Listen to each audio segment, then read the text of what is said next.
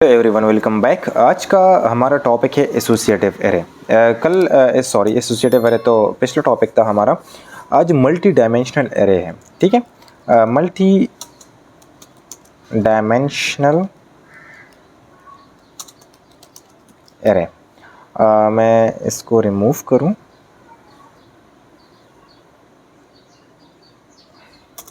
अब multi dimensional array क्या होता है? जैसे कि हमने एसोसिएटिव एरे पढ़ा था, उसमें की वैल्यू पेयर होता है, ठीक है। अब मल्टी डायमेंशनल वो एरे होता है जब हमें दो तीन एरे को की ज़रूरत होती है और उसको एट ए टाइम आपने प्रिंट करना होता है या फिर एक्सेस करना होता है। तो बजाय ये कि मैं अलग अलग एरे बनाऊं, मैं एक एरे में मल्टीपल एरे को फेच कर सकता हूं। और ये किस चीज़ के लिए यूज़ होती है? ज़्यादातर जब हम एपीआई जनरेट करते हैं तो ये हमें एपीआई की ज़रूरत, जब हम एपीआई जनरेट करते हैं तो वहाँ पर हमें इस चीज़ की ज़रूरत होती है, ठीक है।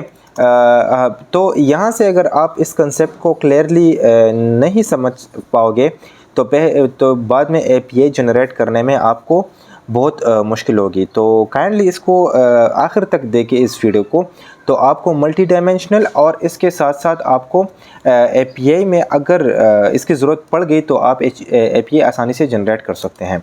लेट्स से अगर मैं यहाँ पर लूँ व्हीकल, ठीक हो गया।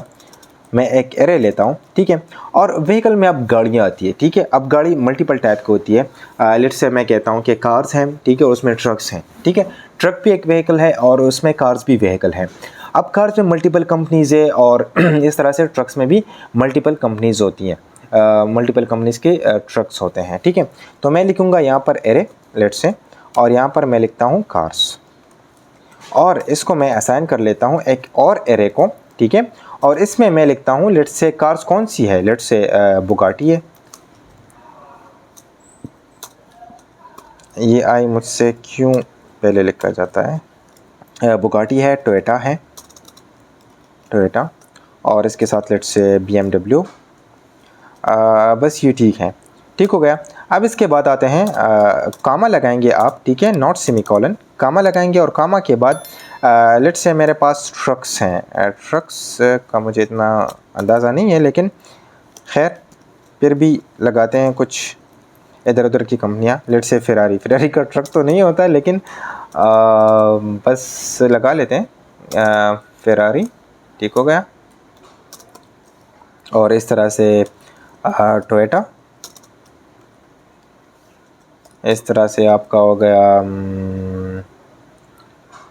ज़रन, जो भी बस नाम दे अपने हिसाब से, ठीक हो गया।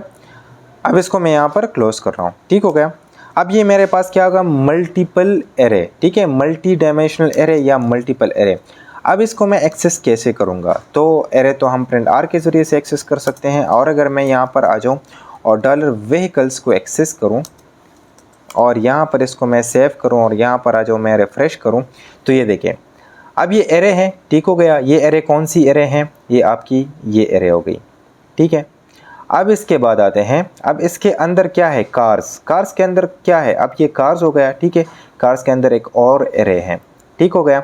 अब इस कार्स के अंदर एक और एरे है, उसमें 0 पोजीशन पे आपकी बुगाटी हो गई, 1 पोजीशन पे आपका टोयोटा हो गया, 2 पोजीशन पे आपका BMW। अब दूसरा जो ये एरे है, ये याद रखें, ये जो ब्रैकेट्स होते हैं, ये इसको कैपिटल ब्रैकेट कहते हैं या स्क्वायर ब्रैकेट कहते हैं, मैं नाम भूल गया एग्जैक्टली।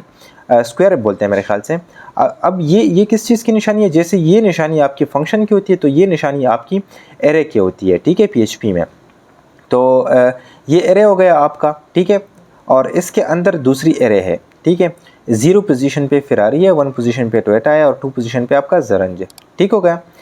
अब लेट्स से मैं चाहता हूँ कि यार मुझे सिर्फ कार्स शो हो, ठीक है। तो मैं एरे और यहाँ पर मैं कार्स लिखता हूँ और मैं इसको शो करते हूँ, तो सिर्फ कार्स, ये देखें, ठीक है, कार्स शो होगा। अगर लेट्स से मैं कहता हूँ मुझे सिर्फ ट्रक शो हो, तो ये देखिए आपको ट्रक शो होंगे, ठीक हो गया।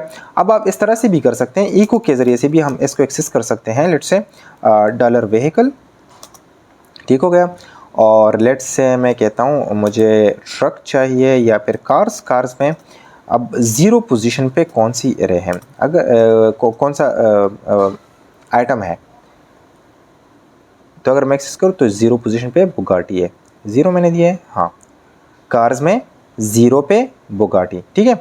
अब लेट्स से 1 पोजीशन पे कौन सा आइटम है, तो लेट्स से ये क्या है, टोयोटा। तो आप दोनों तरीक़ों से, अब मल्टी डायमेंशनल एरे को आप इको के ज़रिए से अगर एक सिंगल रिकॉर्ड प्रिंट करना चाहते हैं या एक्सेस करना चाहते हैं तो आप इको के ज़रिए से वो कर सकते हैं, ठीक है। अदरवाइज़ एरे तो हम प्रिंट आर के ज़रिए से एक्सेस करेंगे एज अ होल एरे।